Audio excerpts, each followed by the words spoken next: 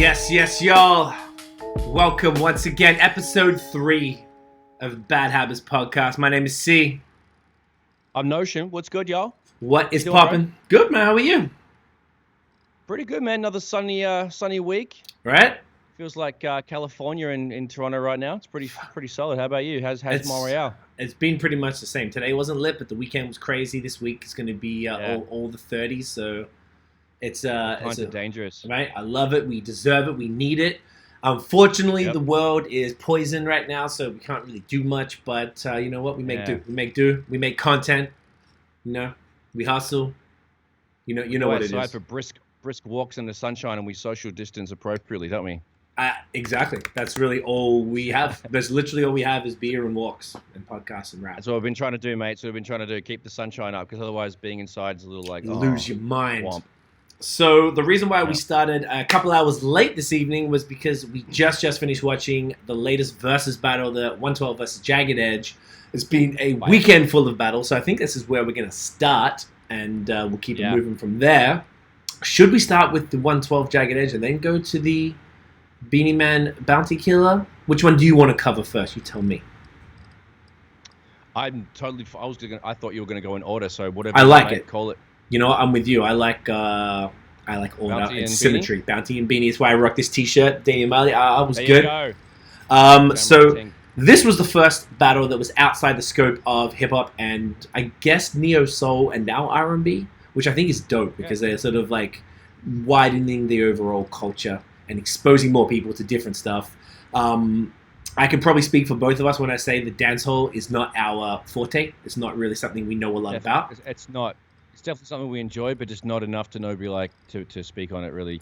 Yes. From any kind of anything. We can give our opinion because this is our podcast and we're allowed to give our fucking opinion, but we won't culturally commentate. That's why I have my girlfriend, your sister-in-law, and I guess our podcast producer Tiffany. She might chime in from the background there. I almost need to give her a mic like Parks or Jamie so she could just like talk about this stuff. But we need to get that. Right? A second or a third. Let's do it, man. I thought about that. It's a cool idea. So we did some mediation every now and again. We might our banter is kind of filth and flow and filth, and she might steer us on the right track. That's the only way. You need that balance, you know. So I actually specifically, I have air horns. That was one thing that was a little over the top at the thing. Lots of air horns, but it is culturally relevant. So that's what you need. It's what you need. Yeah, man. So two legends. So Tiffany, for those who don't know, I guess we're like still a new podcast and people don't know about us like they do on BAOS. So I'm always forgetful of that. So Tiffany is my partner. She's of Jamaican descent, which means this is her shit. She was talking to her mother, my mother-in-law, about this stuff, and they were both extremely excited. I find that extra hilarious being their music is essentially like dancehall is kind of like, it's just vulgar, like gangster rap in the 90s type of shit. So it's funny that a daughter and a mother can, because not like me and you go, yo, mom, do you hear that fucking new Nas joint? Yeah. Like, the new Scarface was fire, eh? Right. Exactly. So it's a strange cultural like exchange that like I think is super cool. But like it's something that I'm not used to, at least with my parents. And you and I did not share any or much musical in common with our parents. So, not much. Do you remember? So this was exciting for me because here we go. Tiff's commenting. Here we go. She says, "What a time to be online and Jamaica." Yeah, that's it. You know, it's all about that right now. The Jamaicans were very proud. They did it well. Jamaicans changed the world. You have to respect culture, right? Jamaicans, of course, gave us. Arguably, it's my favorite food now. I feel deprived that it took me all of these years to get into it because we didn't grow up with it in Australia. They gave us reggae music. They gave us and all the variances of that, and then dancehall and all the other things. A Jamaican came from Jamaica and in New York in the 70s started hip hop. So true.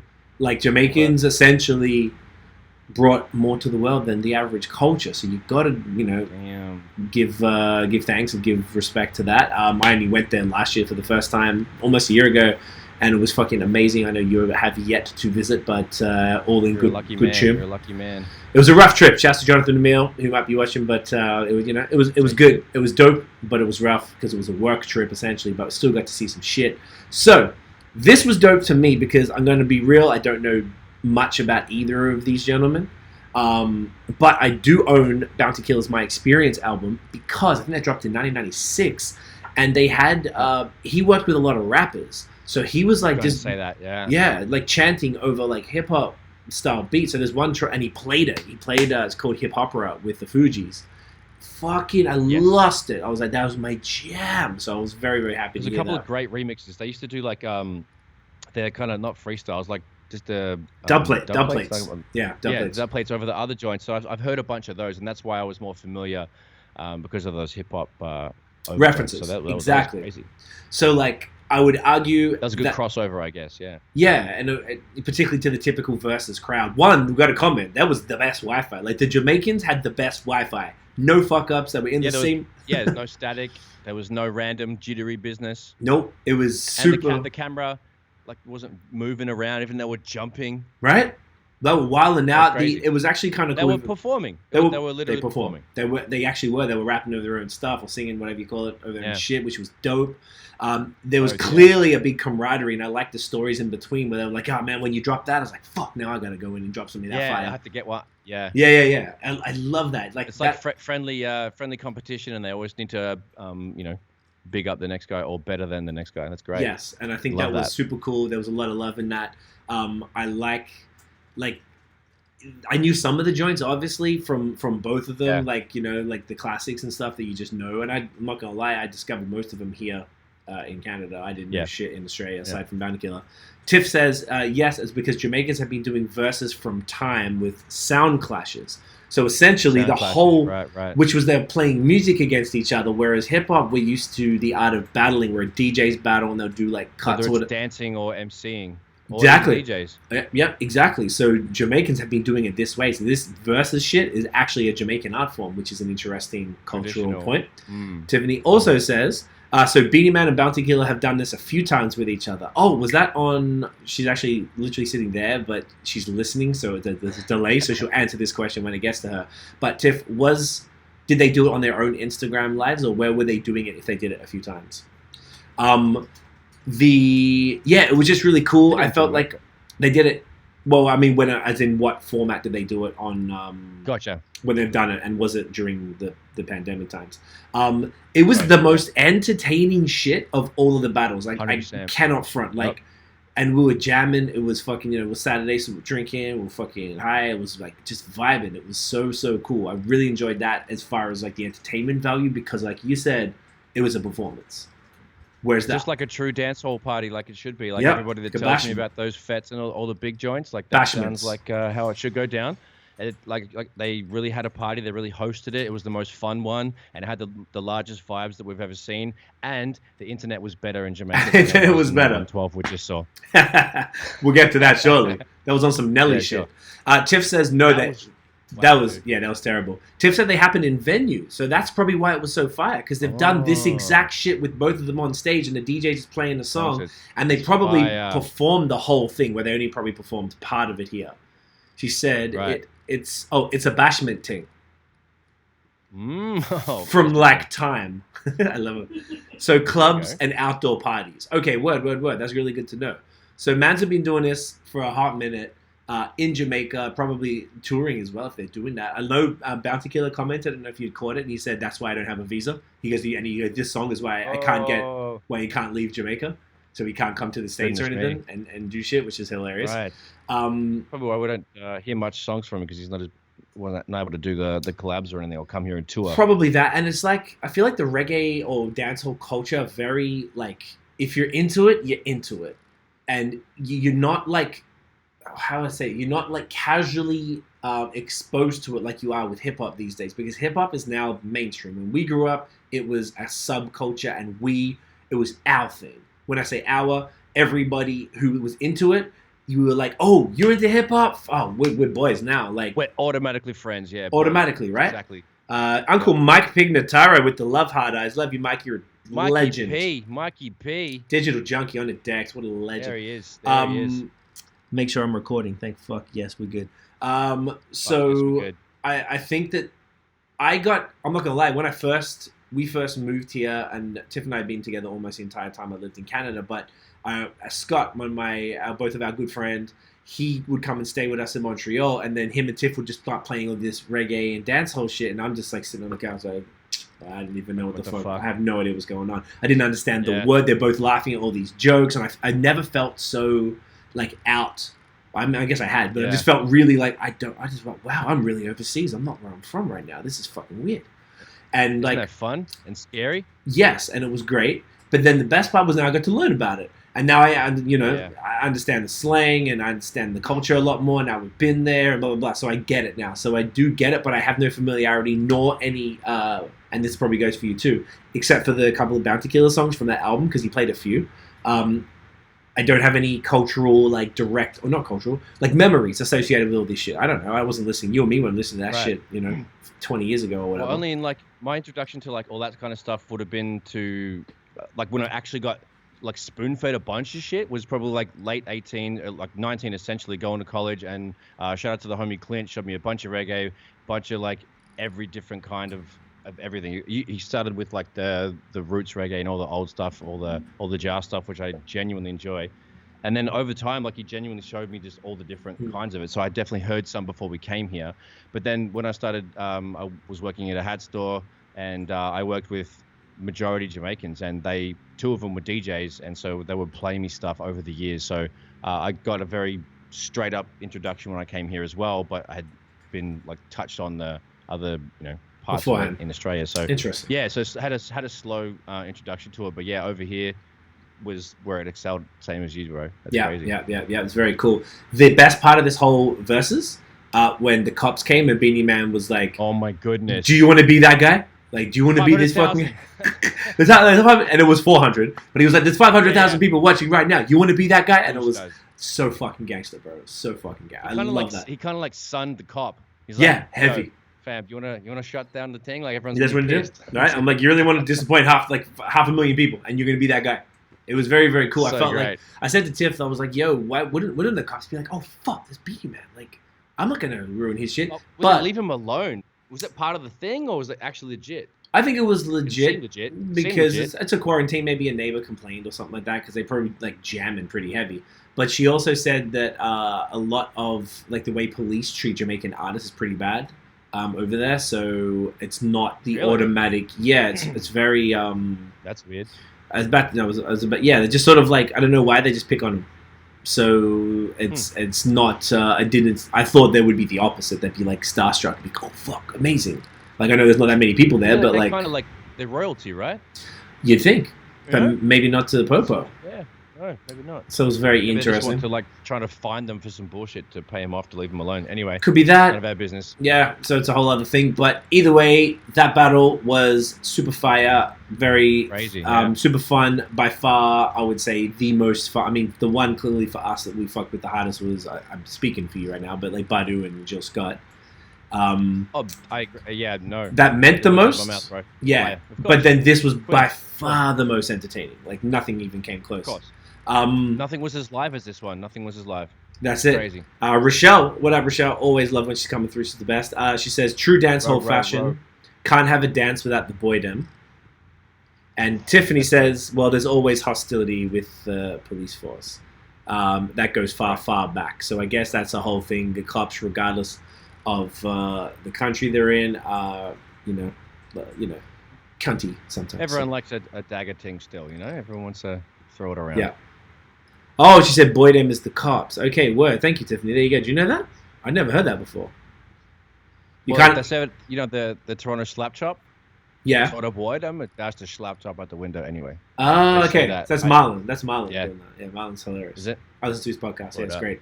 All right, cool. There you go. Look, see, we're learning things, guys. We're teaching y'all. If y'all hip, learning things, educating people. Love it. Fuck, it is. You know what I'm saying? So the battle that just finished, like 20 minutes ago, 30 minutes ago, 112 versus Jagged Edge. This was like a last-minute one. R&B Kings, right? Very last minute. It seemed, and it showed. Well, actually, they were on time as fuck. That was super on time. Do you know what? Do you know I thought it was weird? Because we were like, why the fuck are they doing it on a Monday? But it's a public holiday there. It's Memorial Day. So for us in Canada, we had a public holiday last week. I got a bunch of emails with a bunch of plugins for my audio stuff. I was saying Memorial Day sale. I'm like, okay, I guess. Anyway, yeah. So everyone's having a good time then. Okay, cool. Yeah, that's why they're vibing, because I'm like, you always drinking that during the podcast. I have very strict days that I drink because we have a beer podcast. I kind of like it puts like, yeah, one, it's easy to drink too much, but also like my body just doesn't like it. So the nights that we happen to choose to do this, I don't drink. So we're listening to that right now. If I'm not drinking, I try and clear my mind and I get more work done in these few days that I don't drink. So I always try and like don't get high, don't really do shit, and I'm plowing through my stuff. And it's not the same if you listen to these battles and I'm just like sipping on carbonated water. I'm like, yeah, it's not the same vibes, you know. Like it's cool, but it's, you know, not quite the same. So that's true. Were you a big fan of either of these groups back in the day? Jagged Edge and 112 was like the remixes, yes. Okay, so did you? There was definitely a couple of songs that they had that absolutely slapped, but I wouldn't say I loved them, but the most places that I heard them was so at the time when they were absolutely like the biggest thing on every platform, I was going to clubs, so they were always there. Right, so you heard like where the party at. Where the party, yeah, exactly right. All them joints. All that stuff. So okay. And it was also early, so it wasn't exactly bad until 6 months of that, and then all of a sudden songs didn't change. But yeah, like that was the era, so the late teens, early 20s. For you, okay. So I was a fan of each of them, but not huge. Okay. Yeah, same. I owned, I think, 2 Jagged Edge albums. I never purchased any 112 stuff, maybe a single. Was not really a huge fan. They were always in the clubs as well. I'm a few years older than you, but like, yeah, Only You. Fuck, man, I hate that remix so much. They just kept getting.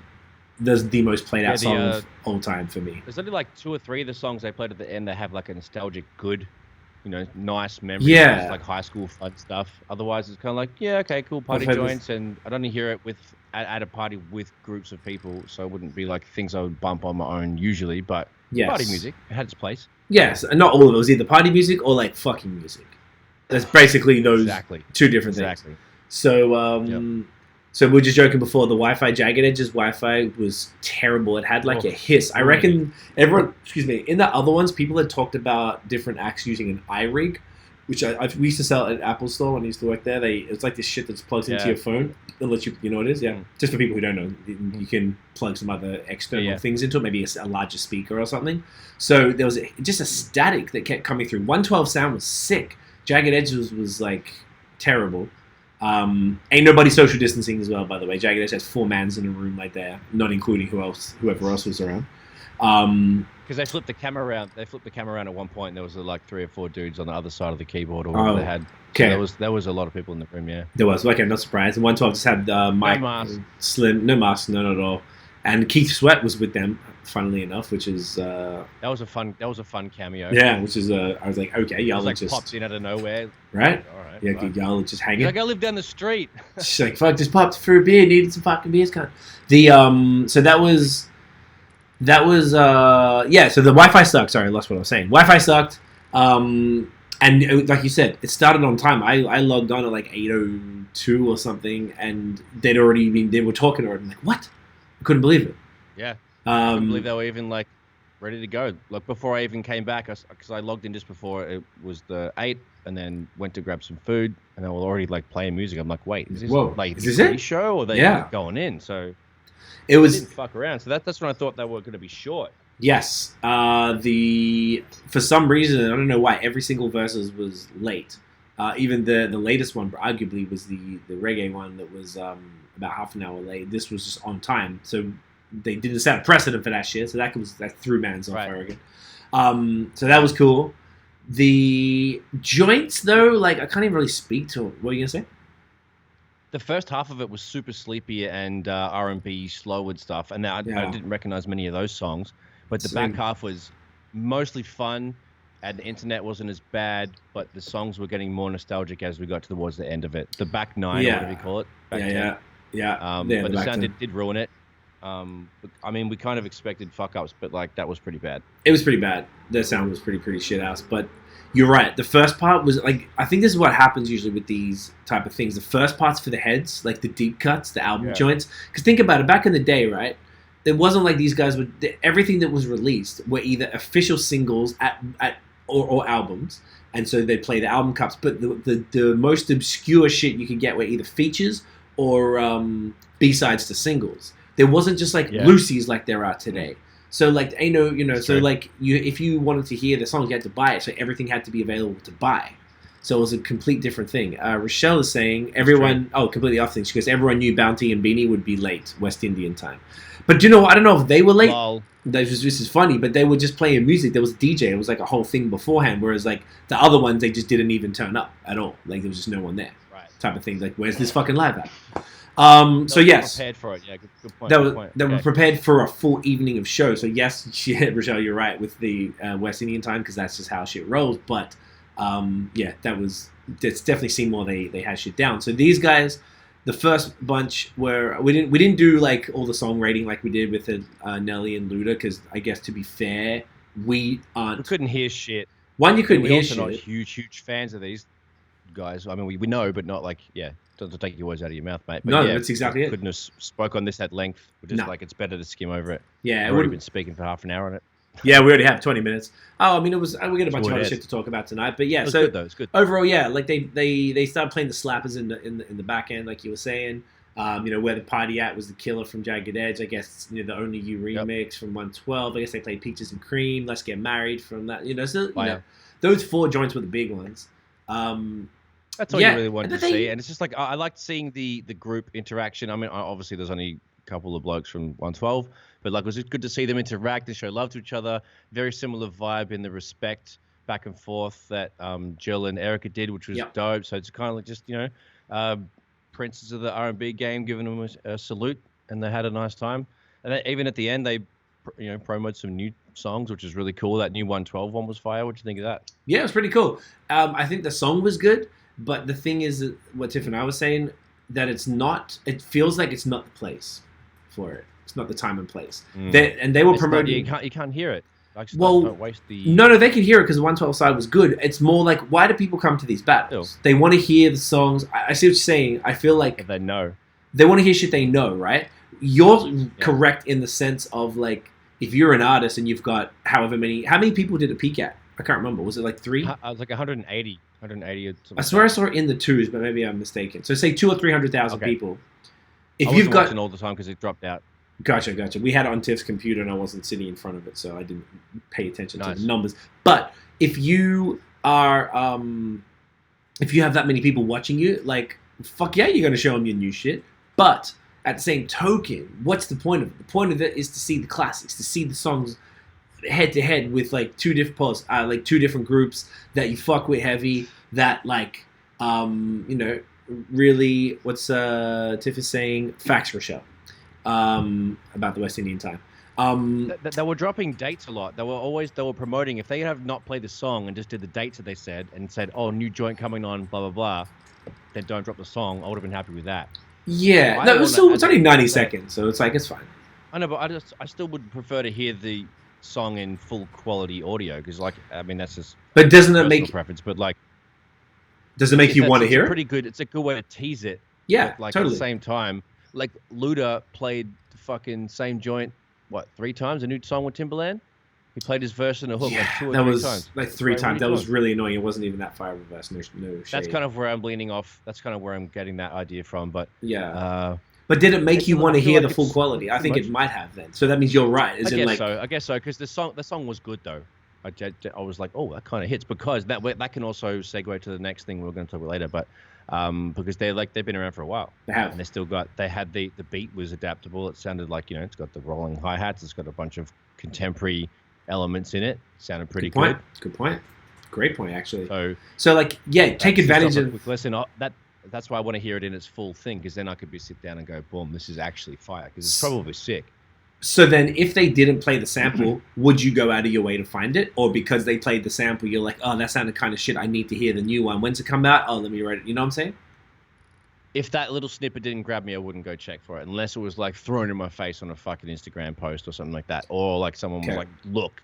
Right. So I don't know. I guess that's, yeah. No, that's a good point. I guess. Okay, no, you're right. I still didn't think it was the time and place, but at the same token, put your marketing hat on. Like, yeah, it's the fucking time and place. There's no better time and place for that shit. Tiff just said... Because lots of people 250,000. 250. It's a good audience. It's more than a fucking regular commercial on a Saturday that some people pay lots for. Oh, but it's like guaranteed engaged audience. It's ready to go. Yeah. It's like so audience. She said 250,000. She saw it max out at.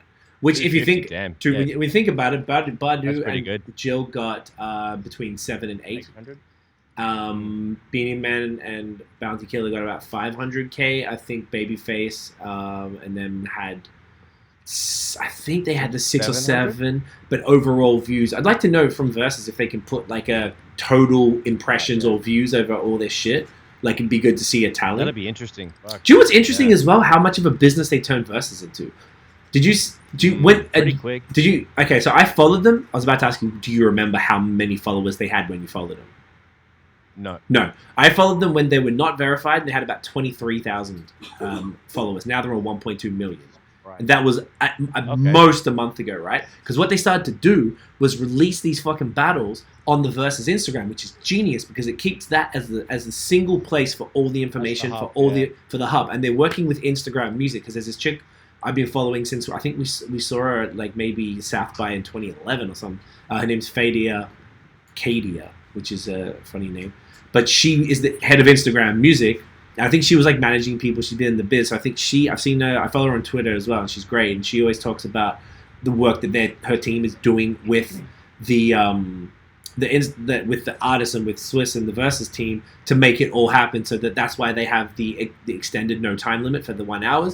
That's probably why they're allowed to get the 90-second song play without getting any copyright strikes from the publishers and the labels. Mm-hmm. So that to me is fucking genius. And I just wonder if and they're like Drinks by Ciroc. So I don't know if they're doing that as a favor to Diddy. There was a lot of promotion there. Yeah. Yeah, 112. I mean, 112 was signed to Bad Boy, as they said it a million times.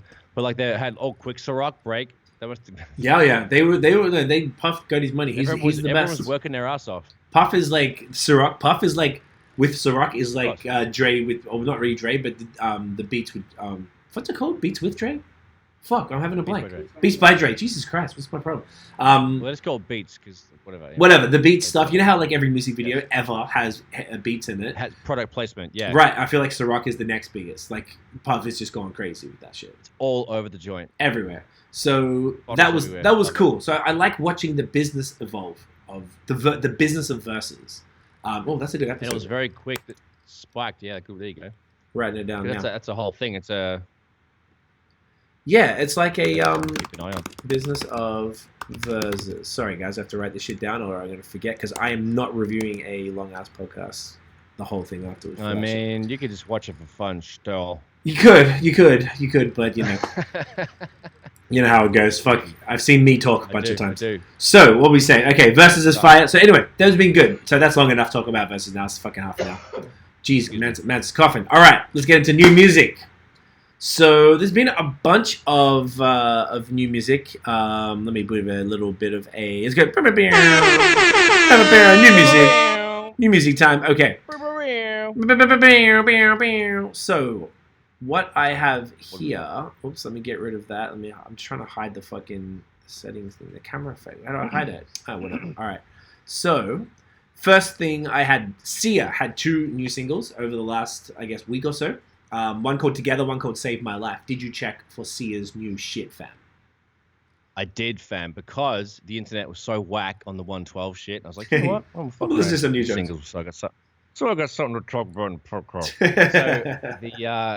the Together. Yes. Yo, because it's been a while since I heard some Sia, right? So I was like, okay, cool. So I played it. I had the iMac. Can I ask if you're a fan? Are you a fan typically, just for context? Do you fuck with Sia? I don't listen to it out of my general listening. Okay. But I definitely appreciate it and fucks with it when it's on. Okay. So, okay. Adding to that, I had it on the iMac speakers. I didn't turn any of my shit on. And I was like, oh, yeah. And listened to it together first. And the music video came on. And the video is like, wow, what a weird, fun video that is.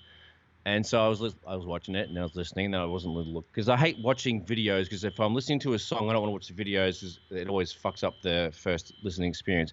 So anyway, I honestly thought it was an excellent song and excellent music. And when it got to the first like hook, I turned my speakers on and I pulled it up like 30 seconds and it's like, it fucking bangs. Slaps, mixed master, like all that stuff. just really good music, man. Like, I dig it very much, but I got to be in the mood for it. You'd probably listen to it with company or a girl or something like that. But like, it was very, very fun, and I fucked with that song. It was crazy. I was unexpectedly into it, right? Very much into it. Yeah, I like Together over Save My Life for sure. Save My Life seemed a little like cornier and poppier, whereas Together was like that, had that Save My Life was the second one that came out. Yeah, it wasn't as large of a song. It was still very good. Yeah. It wasn't sorry. The Save My Life is what I'm used to expecting from Sia. Right, because that's the poppier shit. Are you? Yeah. So Together just seemed because it was for something called music, like a musical called music. It could have been, yeah. Something. Some shit like that. It says the credits like a soundtrack for something. So it was a very well put together joint. Right. I mean, no, I agree. Were you? Because I was a huge fan of her album called We Are Born from 2010. Like that was my shit. Like, as in like iTunes, because you. I think I'd force you to listen to it because, like, honestly, like I've heard that album like 100 times. Like, as in, like I never fucked with Sia before that album, and I listened to her older stuff. It still wasn't really my jam, but that specific album to me is like, it's kind of like pop, a little bit R&B, experimental, a little bit electronic, and it's exceptional music. She's one of the greatest songwriters of our time. No shade. I'm not no shade. Yeah. Like no bullshit. She's like yeah, man. She's like out of control. I fuck with her so heavy. So there's always night. I always go out of my way to check her new shit, and I felt like these new songs were still impeccably well written, and that's just like what you always can like rely on from her. Did you hear? So Russ dropped a deluxe version of the Snow Globe album. I did not listen to that, but I didn't hear it all. Neither did I, because there was too many new joints. But there was the single with Ty Dolla $ign that I saw a video of them recording called 3 AM. Did you hear that? Yes, I also saw the same snippet on Instagram, or whatever, when they're in the studio together. Correct. Not social distancing. Yeah, not at all. But they were sharing the same mic in the control room. Yep. And COVID mics. No PPE. Nope. Yeah, COVID pop filters, fam. Right. CP. Anyway, so yeah, I know they were doing that. That was pretty cool. Like, I mean, that's a good fucking song. I really like it too, man. I fuck with Russ. No complaints. A lot of people don't fuck with Russ. He's a little poppy for me. I fuck with him because he's that's the only part that's kind of like has a slant to him, but it's fine. Yeah. You have to have your own confidence, whatever. But like, I just enjoy the fact that he's a triple threat. Yep. Produce, engineers, raps. It's the same shit that I do. It's just like nice to see someone at such a crazy level doing it. Engineers does every part of it. Yeah. Yeah, that's what I'm saying. It's just like so crazy. So I want to, it's obviously it's possible. It's just good to see someone that's doing it all the time. Repeatedly. Yes. So yeah. I definitely relate to his. Yeah, man. We went and saw him a couple of years ago here because I just wanted to see what it was like. I swear I'd never seen so many Vans, like shoes. Every single kid had black low Vans with the stripe on them. Oh yeah. And the problem with the show was like I only knew I listened to most of his catalog, so I was familiar with most of the joints, but it was too formulaic. Like he would always drop the last bar of the verse and be like 1, 2, 3, let's go. And every single, how Bliss and Esso kind of do that a little bit. They're a bit formulaic when they perform, but it works at the start. And then they have the towel. They're holding the towel, and then they count it in, and blah blah blah. And it was like, but it was like that for like 90 minutes, like straight 90 minutes. Every single verse, it was too much. It's too much. I mean, the fact that he did it on every song is too much. I remember seeing your Instagram stories that night, and you had like 15 of them in a row. And by the time I got to like this 8th or 9th one, I'm like, oh, this is the same shit. Yeah, like, literally, like this is the same shit. And that was different beat. Same shit. But he has a formula, and you just saw it. Like, it was right there. And it works, man. The kids were eating it up. Works, yeah. Eating up. Tiff says so many Vans and so many super young rich kids. He definitely has a suburban child crowd on lock. And that is big facts. So it was a little much. But either way, fuck with Russ. All love, all respect to Russ. He's dope. I love he has Benny the Butcher on the album too. Like, and they're friends and they fuck with each other. That to me is just so sick, and that's why Russ loves the real rap shit, but he also has the pop sensibilities. Like, he gets it, even if all of his music, he's not making them for me. So I like, it's cool. But like when he does hit, like, fuck man, he's always just really well written. I really fuck with him. Can I jump in with something that I found on Hip Hop DX Instagram the other day? In our was it our first or our second episode? So we were talking about being guests in hip hop. Was that last episode? Last episode. Correct. Episode 2. So basically I just took a screenshot of the post that they put up. So Hip Hop DX, the caption for the article is Benny the Butcher says he's a guest in hip hop like Eminem. The Griselda Records rapper recently sat down with DJ Vlad to discuss a variety of topics. I watched this. Lord Jamar's comments. You did? Yep. So I can. Yeah, okay, yeah. You didn't see the video? Expand, yeah. Cause I just read that. No, I just thought of the caption and read the thing. There's like a brief little blurb. I was like, "Fuck, all right, cool." Finish reading it then. Finish reading the caption. Sorry to cut you off. And I'll explain. No, what happened. It's very brief. No worries. It's a brief quote. It's just I don't feel that hip hop is mine. I feel like I have a pass in this thing of ours that we call hip hop. It's like a fraternity. I feel like a guest too because everybody's not allowed in. Even if you're in it, doesn't mean you're allowed in. So anyway, I thought that was solid to bring that up because he's fucking. That's a really good topic, and we probably should have even touched on this the last episode. So basically, I didn't even know that was around. I saw that yesterday. Okay, are you familiar with Vlad TV? So I do. I haven't seen it, but I know what it is. Okay. So DJ Vlad was a DJ. He did a series of mixtapes in the 90s and stuff. I was familiar with him. I think I'd heard a couple of them. I wasn't really heavy on it. So he started a platform called Vlad TV where basically he sits down with artists, with literal drug deal, criminals, from Escobar's dude, lawyers, business people, underworld people, exactly, reality TV. Literally anybody who has an interesting story. He's interviewed John Witherspoon a bunch and R.I.P. But just everyone who is an interesting platform. So he's a Russian dude from Russia, moved out to the States.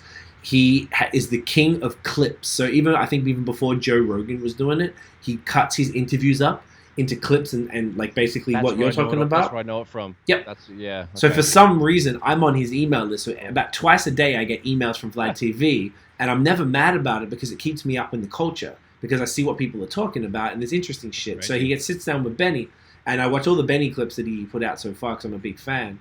And basically, the TLDR is that Vlad has Lord Jamar from Brand Nubian on a lot. Lord Jamar is essentially, I guess I got to be somewhat shady to say, he's like an angry old hip hop purist. He's always angry at everybody and everything. He doesn't like the gays. He doesn't like whites. He just doesn't like anybody.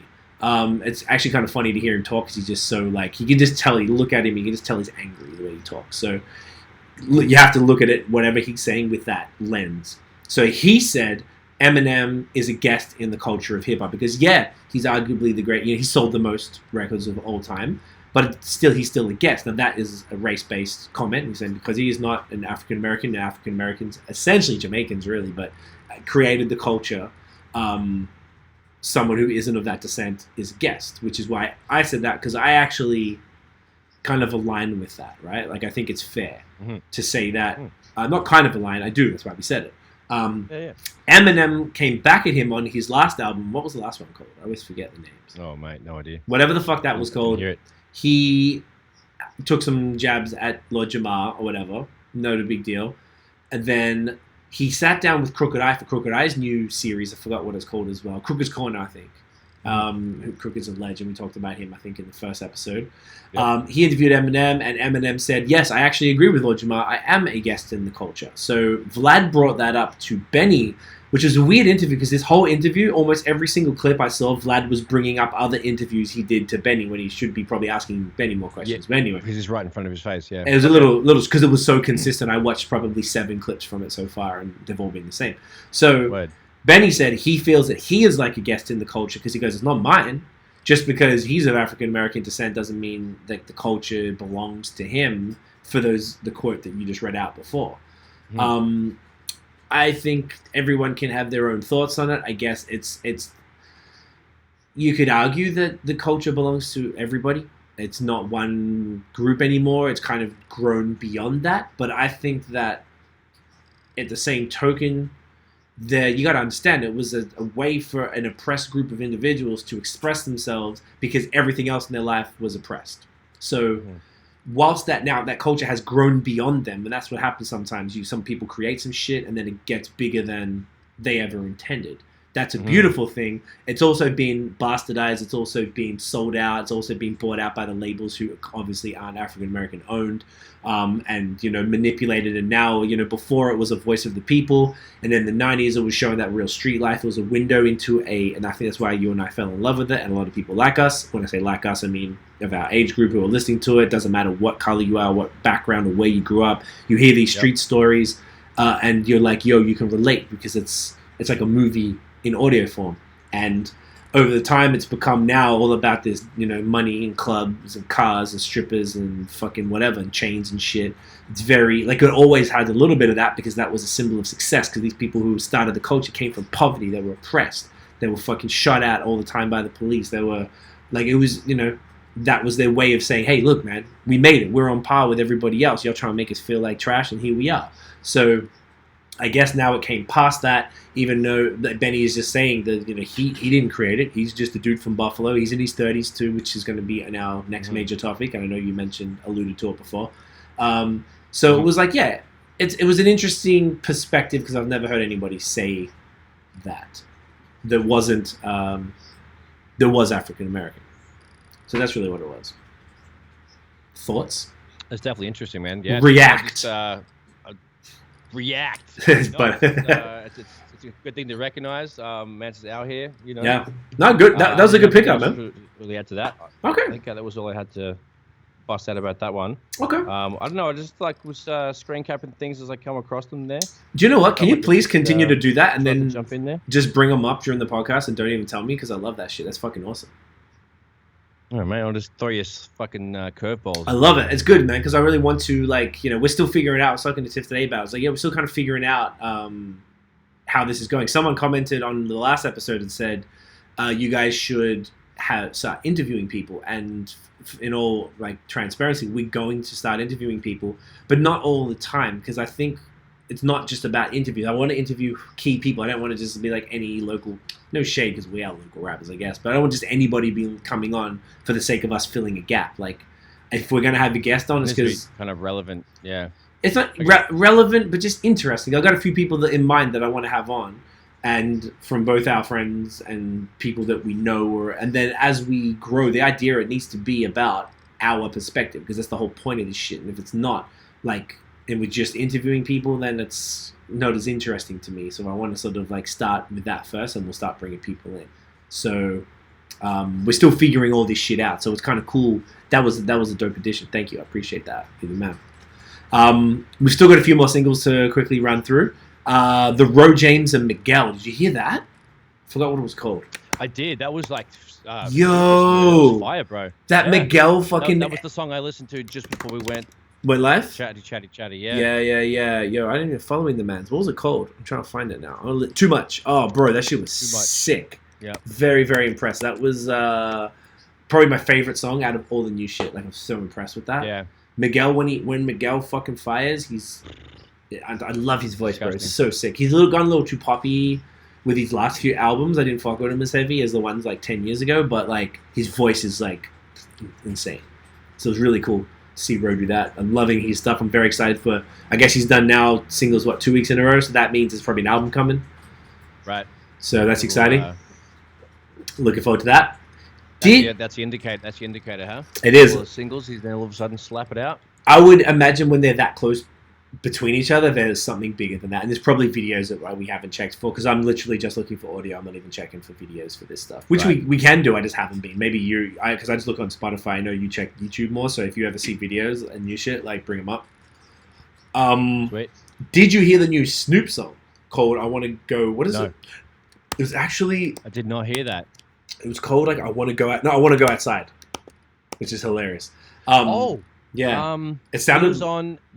He was on Hot Boxing with Mike Tyson, and they talked about that. They did. Okay, so he only dropped it Friday. It was dope. It was one of those real. He might have talked about, maybe he was promoting that it was coming. It was the I don't know how to imitate. I'm not gonna imitate it, but those ones where he has the funk things. He does those Give it a shot, mate. Give it a shot. It's all good over here, baby. Those type of ones where he talks with that inflection. You know what I'm talking about? You know the joints? Yeah, like Bishop Don 1. Yeah, that shit. And he had like some fucking... The Hizzle Dizzle. Yeah. That's a joint. It was hilarious. Cool. All right. And he had them joints, and he had like Charlie Wilson or someone singing. It was lit, bro. Oh, I thought it was going to be whack, to be honest, great. but it was fucking cool. I was like, all right, Snoop, okay. Timely, not whack. Snoopy. So I fucked with that. Uncle Charlie, everybody's out here. All the uncles are out here. All of them. Joel and Crooked's new single. Did you check for that one? Called Memorial Day, which is very timely, being that we listened on Memorial Day. It was cool.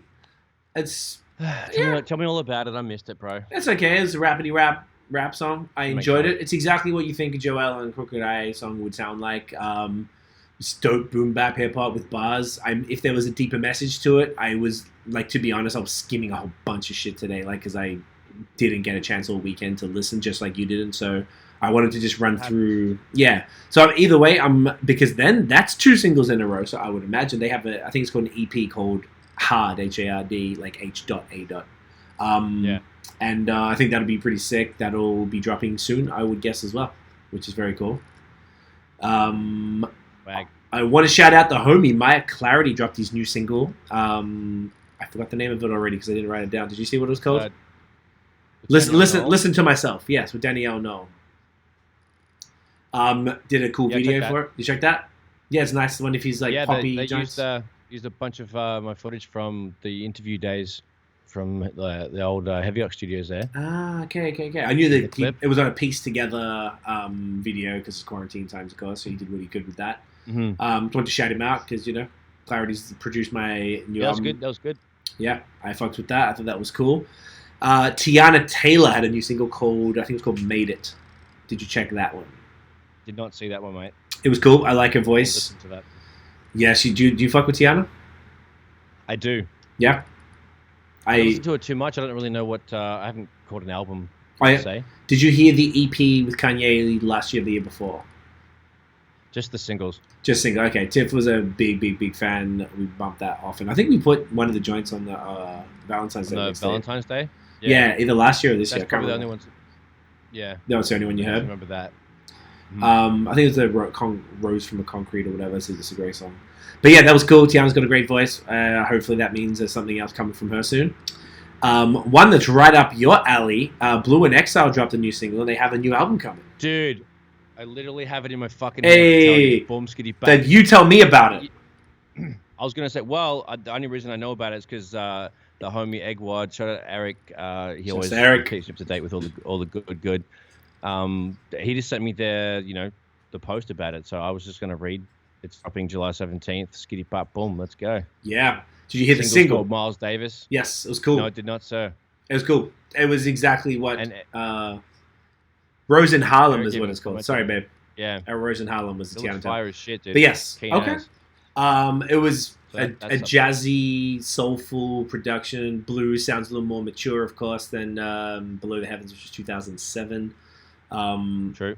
It was a slapper. I don't love all of his new shit, so I'm curious to see how that's going to sound with the album. But I'm very much looking forward to hearing a new album from those two. I think that would be...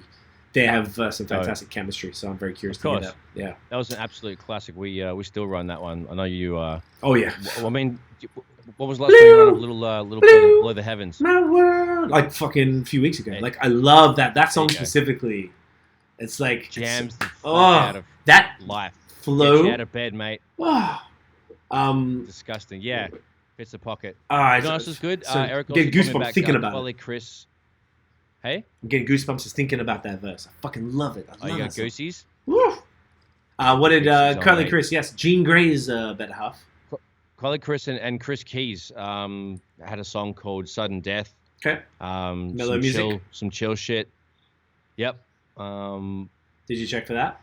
It's from the album Innocent Country 2. I didn't listen to the album. I just heard the one song because Eric sent me a link, and it was fire in the booth. It was really chill though. Okay. That's pretty much all the new stuff I have to bring to the table, mate. I only have a couple more, like 3 more, to add to that. Mary J. Blige had a new single. Break it down. Which was cool. It was a bit different for her. Mary, I am a day 2 stan, as in I got into her album at the 411 remix stage. as opposed to 411, which is one of the greatest albums of all. Even though My Life actually is one of the, and that's why I don't know, works with she loves the album as much as me. That's probably my favorite R&B album of all time in My Life. It's the greatest fucking shit. It still slaps to this day. Sometimes we get drunk, we just put the whole fucking thing on, just dancing around the house. It's amazing. There you go. So Mary Slept. Another one that was really random and cool was Lloyd did a song with Teddy Riley, which is interesting. Jeez. And it was a banger. It was fucking jam. And I'm never been a Lloyd fan. Never been a hater either, but just not been a, I don't know. Not really, yeah. Not really my shit. But like, yo, it fucking that's some cool. good, bro. It's R&B's time right now. The R&B and old R&B right now is like. They need to come back. They need to come back a little stronger. Yeah, I feel like it has been though. Like, look at the ones we're creaming over even today. Like the Ro James joint, we're creaming over the best. Well, you didn't hear the Lloyd one. I feel like you'll really fuck with it. I feel like, man, there's a lot of good music coming out. Another resurgence. I really think there is right now. I've heard a lot of people say it. I've seen a lot of people say it on Twitter and shit. The last one I wanted to shout out was this dude I keep seeing people talk about on Twitter called Coda the Friend. Really weird name. He essentially reminds me of, I wrote this down, like Mac Miller meets Isaiah Rashad, if that makes sense. So it just seemed like that sing-songy kind of flow, because I really love Isaiah Rashad. Like, I'm a huge fan of him. So he's had an album, he had some, what was the features? He had some great features on there as well. I'm going to listen to it again. I only listened to it once today. Who do you have? He had BAOS and Joey Badass. He had, that was the only good ones. He had actually sustained, that dude Kyle, I can't stand him. He does like all the kiddie music shit, but he actually just rapped the verse on there. It was good. So, I don't know. It was like all soulful yet modern. I don't want to say boom bap because that's not really. It's a soulful hip hop music with a modern twist with bars. He kind of was like a. Did you ever hear YBN Cordae's album? I think I heard like 2 tracks off that. It came about it like in some one of the playlists that just came on random. Okay. He's dope as shit. Bro, he's sick. And it reminded me a little bit of that sort of young dude. I think this guy's a bit older. Cordae's like 21 or something. He's but so young. He's mad hungry. He's crazy young. But he's got bars. This cat was like older, but he definitely had bars. It was genuinely really dope. I think you would really, really like it. I'm definitely going to be checking for that again. I wanted to quickly mention something, piggybacking off what you said before, as a bit of a promo for us. You mentioned your friend Egward. Egward is a mate of both of ours. Actually, he produced your last EP, Notion Island Volume 1. If y'all want to know about, I just did an email blast today telling people about tonight and talking about your new beat mixes, and because you just did an instrumental beat mix from that album, from that EP for your latest IllNote Studios beat mix. So if you want to join the newsletter, I'm going to probably start pumping these out. I don't know, maybe like once a month probably. I've been a little like lazy on it, but now we have a bit more to talk about. So I'll do once a month. I'll highlight the podcast. I'll highlight any new releases we're doing musically. Let people know. Hit up themovementfam.com. There's a pop-up that comes up and you just type in your email address and you'll join that shit. So definitely do that. That would be great for us so we can keep y'all posted and you know exactly what's going on. We don't spam you at all. It's like very rare. Most of the time it's probably not even once a month. So if you want to keep up, all dope shit. I'm talking about all the new IllNote stuff, and you started doing all the mixing and mastering tutorials as well. So I think maybe next newsletter I'm going to talk a bit about those and let people know some of the stuff you've been doing aside from just the beat mixes and shit. No stress. So the next topic, Uncle Nosh, we're going to talk about. Oh, let me do. I know I'll do a promotion at the end here. One thing I wrote down. This is something that I feel is very close to our. What's the word? It's important to us. Like, I'm trying to say it nicely, fuck, kind of thing. Is ageism in hip hop? I really feel like it's a problem. It started for me when I heard Havoc from Mobb Deep, who I'm obviously a huge fan of. He said, "If you haven't had your first hit by age 30, quit." And that quote disgusts me to my core. I really feel like, yes, I know hip hop is a young man's game or young human's game, but that type of attitude is really whack. Not everyone hits their potential, in their 20s, for example, or teens or whatever the fuck, and to me, I'm always like, why is everything so surrounded by what an 18-year-old or a 22-year-old thinks? They haven't done shit, they haven't traveled, they haven't achieved anything really. Like, why is everything so focused around that? So the question here is like, while yes, hip hop is a young man's game, there's a whole new generation of grown rappers. Kind of a segue. We were just talking about YBN, Corday. We'll talk about Coda, the friend as well, who are doing this type of stuff. And even like the grown rappers is still killing it. Fonte, Pusha T. You could argue Meek Mill is in that world because he's probably going to be mid-30s by now. Someone like 2 Chainz didn't get successful until he was 36. Who else was there? There was someone else. And he had to reinvent himself too. To change his name, had to do all this stuff. So the question is, are older MCs, specifically in rap, because I don't think it applies as much in other genres, are older MCs valuable?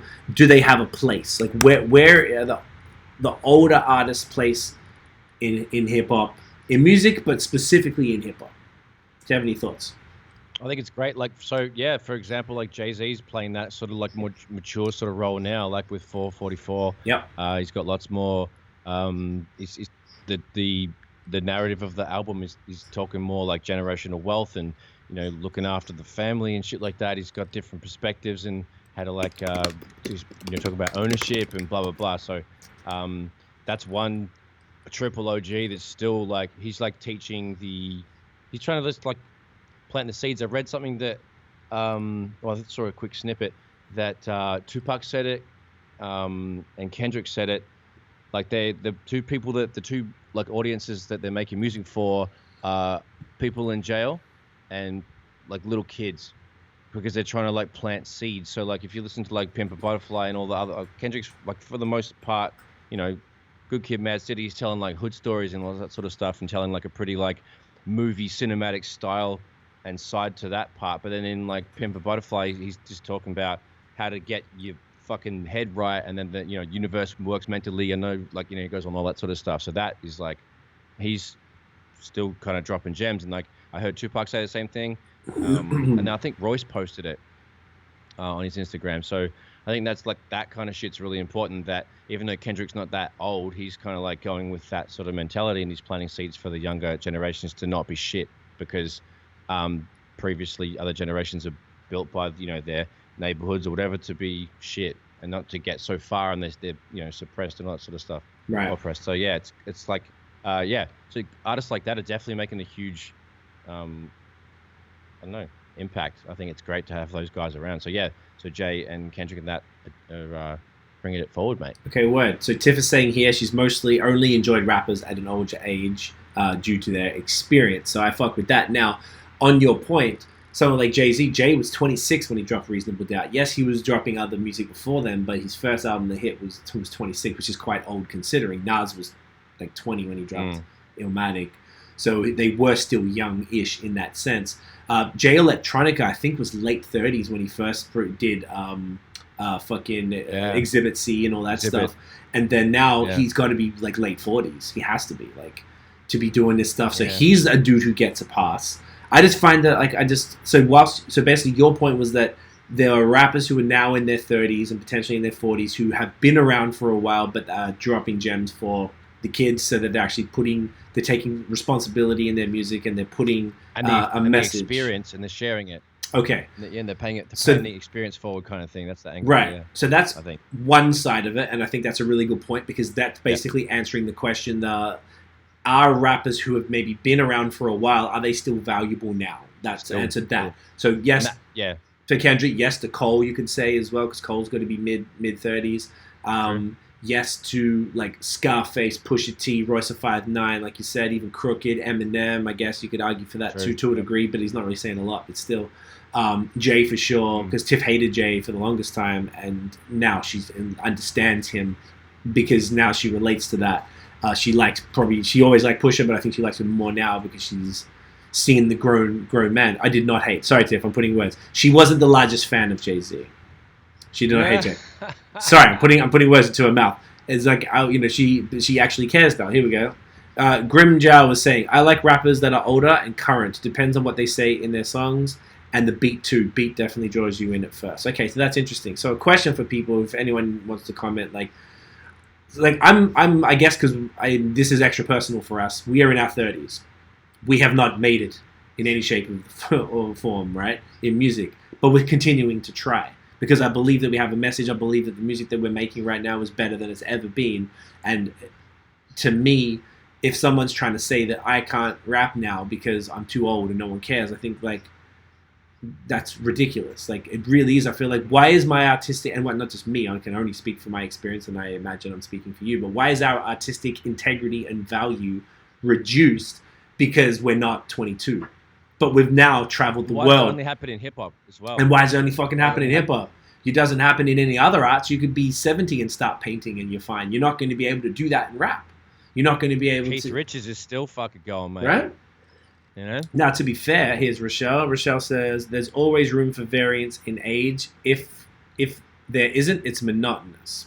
So that's really... And at the first time, that's a good point too. Yeah. And also, not just... Time, like, hip-hop has never been this old before. That's true. I've never seen a 40-year-old, 50-year-old rapper. It's like, what does that look like? That's it. We're just kind of figuring it out. People are kind of just, it's still evolving, so fucking relax. Like, you know? I wonder if that's... No? Yeah. No, you're right. I think that's a really fucking good point because hip-hop is so young as a genre and as a culture... it's about 40, 50. It's in the 70s, so what's that? Not 50, you're right. It's like 40, exactly. So, because hip-hop hasn't seen it, it's only been young people doing it because it's like the next generation, like people get in their 30s and then the next bunch of hot 21-year-olds come out or whatever the fuck. So there's never really been many, and only a few of them. Everybody that's come out has a new problem with the previous, Well, there's that too. I feel like you could. I wonder if other genres. Sorry. Yeah, no, that's also fair as well. But I wonder if because it's so young, people aren't used to having older statesmen and women who are and we don't have that many of them. But at the same token, that's just still one side of it. I still feel that Jay Electronica though was already somebody in that world, so he, he I don't know. I was gonna say get the pass. I don't know. That's it. But he had songs produced by Just Blaze in his late 30s, and he decided to fuck off and not do an album for 10 years, and then did an album, and it was But like, I just wonder if there's still room for that, if people are still interested in it, if people want to hear, because I guess it's like, obviously the music we're making, if me and you, we would look like dicks if we were trying to make club music for 20-year-olds right now. I just think that would be inauthentic to us, and we would never really do it. We can do slappers and shit, but I don't think we would ever make club music. And we would only talk about things that we relate to. So we are making grown man rap for grown human beings. And I feel like as well, though, I have a video, like our friend Ryan Gallen, he sends me videos of his kids dancing around to my shit. Someone told me the other day that their kid asked... Yeah, that's right. Yeah. Someone told me the other day their kid asked to put my music on. Forgot who it was. But, like, that happens a bunch to us, that the kids seem to fuck with it. So, like, I don't know. Movement famous for the children, okay? Move to your Murph. I always... Yeah, I think All I let the Havoc thing get in my head a lot.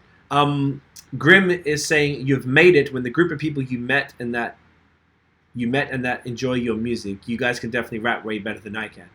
Well, I guess it's about rapping well to a degree, but it's also about, like, is the music on point? Like, my next album is the best music I've ever made, by far. And it has songs on it that I think could actually make some genuine noise, which is why I've waited so long to put it out. Now we have all of the things that we need to do it, so we're going full steam ahead. You've already started mixing. I've got my dude working on that cover. I've been talking to people I've been trying to work on additional funding. I'm trying to work on we've got the video treatments and shit, so that's good to go. But I'm always in the back of my mind, like, we're lucky we don't look like mad old and shit, so it's okay, except for this fucking grey nonsense. But like, that aside, it's character, mate. Character. Yeah, I'm just always concerned about it, and I feel like though one thing that's made me more positive about it is that Tiff is someone who's in her very early 30s and she's like barely, and she's always she fucks with hip hop, but she wouldn't go out of her way to put rap on more than anything else, and then she's been listening to that type of stuff more and more, and like I said, really understanding Jay-Z now. In a way that she didn't before, and I'm like, all right, that's a good sign. And when I put on Fonte, I put on Roy, she's like, yeah, she gets it, she fucks with it, or Black Thought, or someone like that, someone who has bars. So like, I really feel like there's bars. I think there's room for it, so I just hope that people think there's room for it. You know what I mean? I love it. Does that ever bother you, or doesn't bother you? I mean, but do you even think about it, or is it not even like a thing? I just noticed, like, like with the example with Royce, he always, everything's gotten more mature, and he's got more woke as he's got more sober and stuff like that. And just like his maturity has come through, and he's kind of like enlightenment to an extent has come through in his raps lately, in his freestyles, like the LA Leakers joint, all that sort of stuff. Like he's really like, it's insane. So like, it's very much cool. I love seeing like him specifically, as he's a very good example. He's evolved beautifully, and he's getting, more GOAT status as he goes along. So that's all about. He did well. Sticks out to me as far as the maturity. Yeah, I like that. He's one of the rappers that I guess all the dudes who are doing well now, and I should keep saying dudes. It's just all the people who are doing well are just happen to age well and gracefully, and their skills got better. And like Cocaine off Royce's last album is, I think, his best song he's ever done. Like by far, and I'm like, the dude's been putting music out for 20 years, but his last album was the one that had the deepest joint, like the Book of Ryan album that was super personal, and that song is incredible. So like, it is good. Tiff is saying, I think good music will always find listeners. Artists will always find their tribe. I don't consider or care how old anyone is. So I think that's a good point. Okay. And now she's saying, sorry, there's more. But generally, older artists have more real things to say that I think will resonate with the right audience for them. And I think that's really what it is. Like you said, you got to find your tribe. This is probably more just for other artists who are maybe a little old. Maybe they're in their 20s and they feel old or something. But like, maybe people who are listening, I would imagine we probably have a bunch of other artists listening to this, might be concerned as well. So I guess you just got to keep fucking going, and you'll find, like you said, I think that's dope.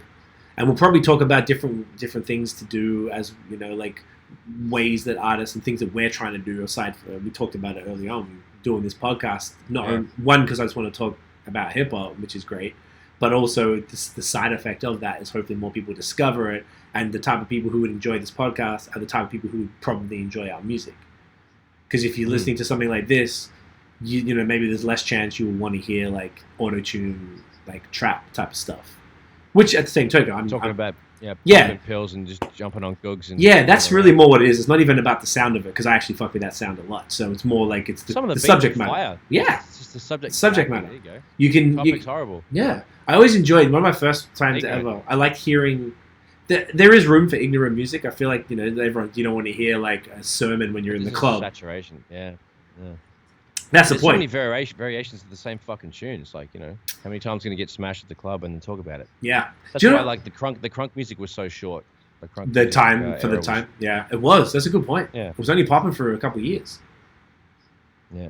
I saw someone say, that's a really good point that you said that, because someone said that, I forgot who it was. They go, if your new songs are club music right now, you're tone deaf. You're not reading the room. Like, there ain't no fucking clubs, bro. So what the fuck are you releasing club music? Like, and no one's even really driving around that much to be able, because when do you enjoy that type of music? When you're in the club or it's really loud in the car. You're not really bumping those club songs. So true. By yourself at home. It's supposed to be with other people. I mean, as they open up the restrictions, maybe it'll change. But like, I thought that was an interesting criticism that like, why are you putting that out? Not that you have to have every song about the damn what's happening, but like, put out something more mellow or something. I don't know. Remember that'll open up the not the genres exactly, but like the subject matter of like people just listen to other shit. Like, let me listen to like some other music with more substance, or at least a story behind it, or more of a, I don't know. People might just explore more, because they don't have the environment to go nuts. They're gonna not turn a lounge room into a club with kids sitting around or whatever. There's also that. Sometimes they might, but sometimes they're not. Yeah. But people might explore a little more and then get a little into some new stuff. Yeah, I don't know. That's a good point. I like that. So that was all the topics that we had tonight. I think the first thing we have to do right now is take this damn thumbnail so we do not forget. Fucking all right, do it, mate. I don't even know what to do. Fucking, you ready? Let's do it. I'm going to do a double hair gown. Boom, got it. So that was it for this podcast. Episode 3 of Bad Habits, guys. Thank you for tuning in. Nosh, where can everyone find you online? At Notion Baby on everything, and at IllNote Studios on Facebook and Instagram. And the website. And illnotestudios.com. There you go. So mans can book you. If you need audio engineering, Nosh is your man. Also photography, which is a little difficult right now, but the audio engineering is send me products in the mail. There you go. Boom. And production too. IllNote Studios. Yeah, make you some beats for your podcast, or make you beats for your mum, or make you beats for your dad, mate. So just let me know. That's what the fuck it is. And you can check me out at CEEFOR on Instagram, Twitter, at CEETMF on Facebook and the web, CTMF.com. You can also check out the Movement Fam at the Movement Fam everywhere except YouTube, which is just Movement Fam, unfortunately. Long story, we told it in another episode. So that is it. We'll be back. So every Monday we go live on YouTube at around 8 p.m. The only reason we went late tonight was for the battle. And the audio will be online. Now we're up. I checked. We're at Apple Podcasts. We're on Spotify. And we're now on Google Podcasts. So I think we're going to be on... Sweet as. I don't know if I have to submit to Stitcher. I can't, man. Like I said, I haven't put a podcast out for 5 years. So I can't remember how many of them I have to physically submit to. Or like what happens. So it's getting there. So go subscribe. Chuck us a fucking rating and a review if you can. It's much appreciated. It helps a ton because we're trying to get up in the algorithm. There's probably a lot of people doing music podcasts. So that is it. We're going to play out this end song, and I've got a music video for y'all every week. So if anyone is listening to the podcast, when we play the audio, we end with the music video. So if you ever want to just check stuff, I mean, obviously it's elsewhere on the channel, but, it's always fun. But if you're watching, stick around and watch that. So, Nosh, thank you, man. Pleasure as always. Thank you, sir. Appreciate everyone for listening. Check us out. You're a mad cunt. Yeah, appreciate y'all. We'll see you next week. Fucking behave yourselves. Yeah. Whoops. I played the clapping one. It says applause, and I clapped it. It should... Hey. Ah. Oh. Hey. So tough. Woo! Can't even hear it. I know you can't. Run that. Sweet. Run that. Hey. Hey. That's all I got for you. Alright. Music video time. Whoop, I gotta press. There we go.